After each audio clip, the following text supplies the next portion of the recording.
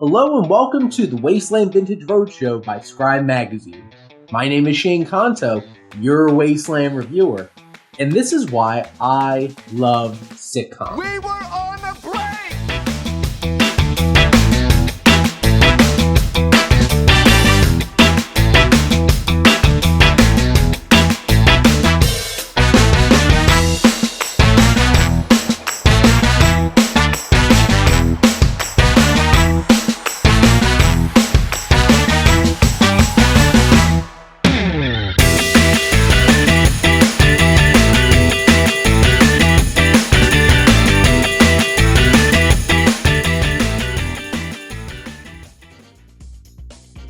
What is a sitcom?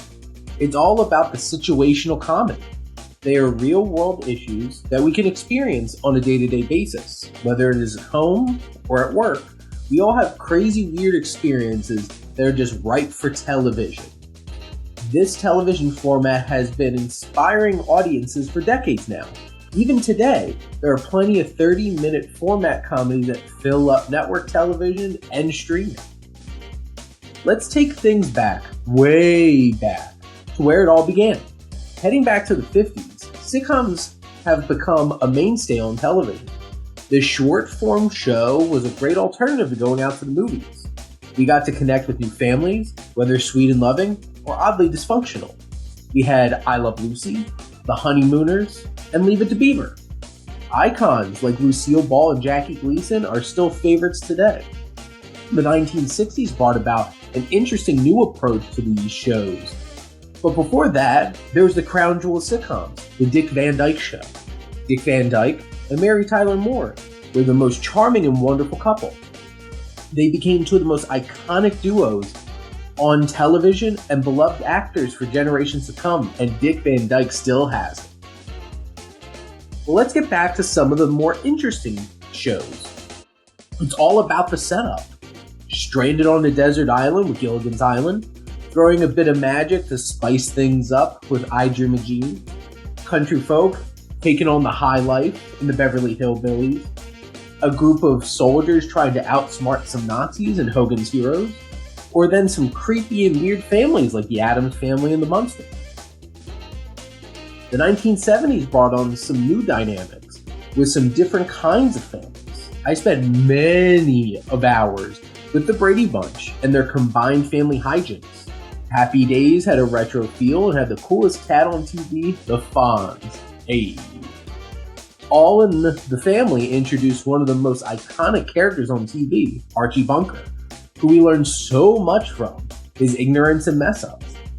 Then you have one of the most watched shows in the history of television with the wartime show Mad. The 80s brought on plenty of fun new families to connect with, from Family Ties to Growing Pains. But the biggest family of them all is the Huxtables, which taught many families plenty of lessons over the years. But there were two great sitcoms that ruled this decade for me. Taking things to the courtroom, Night Court was a blast with a fun group of characters that brought life to the most mundane of court cases. But there can only be one, the Golden Girls. Dorothy, Blanche, Rose, and Sophia are the most fun group of ladies ever put on television. With the recent passing of Betty White, this one has been especially on my mind. Oh, and they had the greatest theme song ever put on television.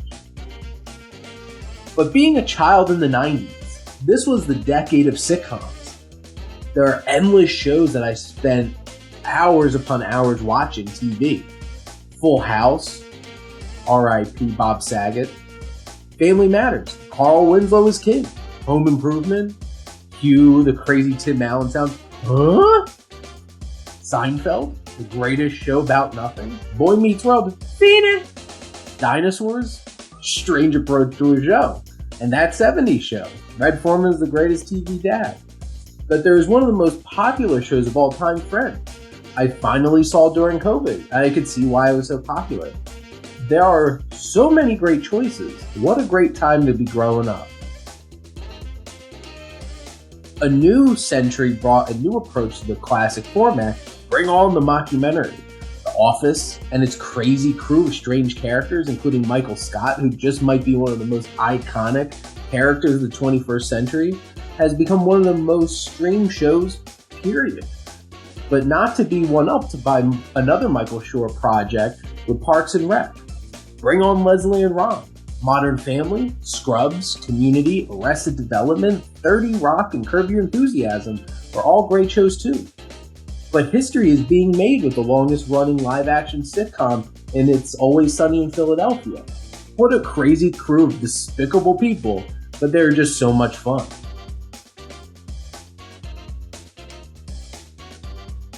Let's not forget one of the most significant offshoots of sitcoms, animation. The Flintstones and the Jetsons started it all with the crazy family dynamics in unique and fun settings. The Simpsons had ruled Sunday nights on Fox for 3 decades. Family Guy and American Dad has made Seth MacFarlane a household name. Mike Judge shined a light on Southern life with the classic and endearing King of the Hill. Weird and quirky family dynamics make Bob's Burgers one of my absolute favorite sitcoms. Look at something like WandaVision. The most successful movie franchise of all time has taken to making a love letter to all decades of sitcom. What an impact that shows. We have all been shaped by the family dynamics seen on TV. We have learned so much from our favorite TV parents and had so much fun with our favorite TV friends. With shows like Blackish, Letterkenny, Brooklyn Nine-Nine, Schitt's Creek, and Kim's Convenience all show that this genre still has it. But that is all for the Wasteland Vintage Roadshow this time. Like, share, and subscribe for more great content at Scribe Magazine. But this is Shane Conto, your Wasteland reviewer, and thank you for watching Why I Love.